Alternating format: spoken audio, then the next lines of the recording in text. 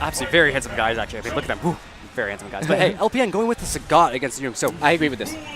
he needed to change up from last week. His Relento wasn't working, his Adon wasn't working. This is something new. It definitely wasn't, but you know, Julio just off to a strong, hard read right from the beginning.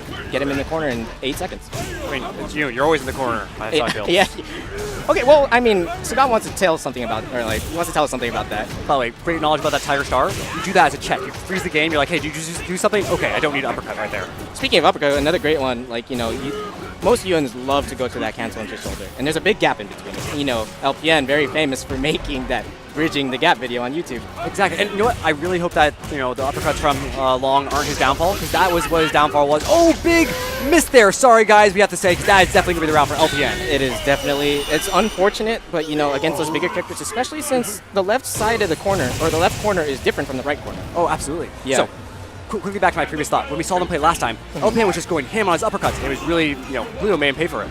Oh yeah, definitely. So, you know, let's hope he doesn't get punished much this time. But, you know, LPN seems to be having the strong reads right in the back. You know, going a little crazy, but working out. They seem to be working out about 50% of the time, the uppercuts, but okay. Yeah. You got 10% life in 12 seconds. Exactly. Oh, here we go. All right. LPN, what, 90% success ratio on the wake-up DPs? Yeah. Why not? You know, we know nothing about this game. I guess, Julio had the mind games from last. You know nothing. Uppercut, wake up, obviously the best option here. Best option. You know, if it keeps working, keep doing it. Exactly. All right, let's go back into round 2. Off to a hot start again. The corner. Julio showing us that he's been putting him in the corner really successful every time in 5 seconds.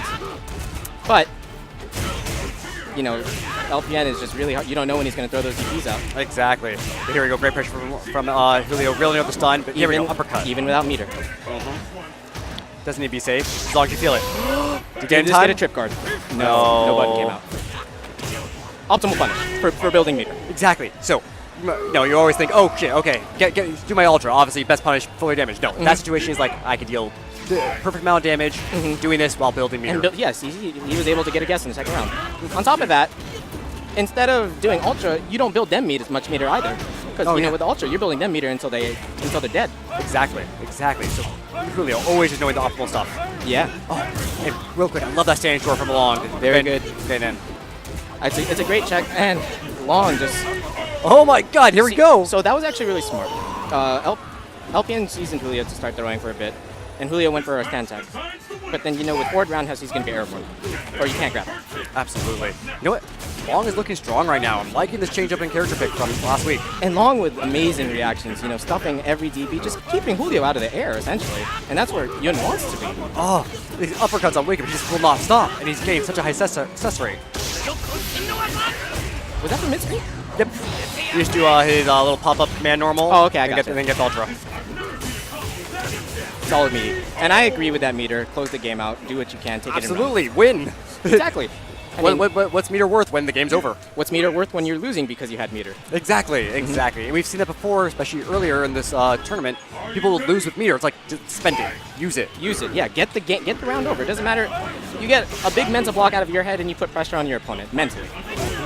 Oh, I love it. These DPs. And it's making Julio, you know, it's making him do these wild guesses. It's making Julio. Look at it. Exactly. Well said. It's working out really well in LPN's favor. But, you know, you can never count out a player like Julio. Oh, absolutely not. Even if he goes down this round, you know, 2 rounds to come back is enough. I love that little dance that Sagat had going on. You know, 3 stand forwards. Oh. That was like great. That was just that he read that ever since he was in the air. Exactly. I'm going to toss this fireball. If you jump, I have a situation. Exactly. I can just hit you with this. Done. He's ready to go. And that's just great play. Here we go. Well, we've seen this time and time again. But LPN just fights his way out every time. I think it's because Sagat has hair. It's because Sagat has hair, yes. We've solved the conundrum of why LPN's winning. It's the hair on Sagat. That's definitely it. It has to be. Oh. Red focus combo, though, coming in from Julio. Oh, and it's going to do a decent amount of damage. Get him the momentum is what he needed. Even up the game. And get him almost all the way to the corner. Oh. And that's an option that LPN... Oh, my goodness. You know, LPN is just leaving me breathless right now. That was a great 2 rounds from LPN. Taking it back, just showing he could send Julio to losers. Solid, hard reads.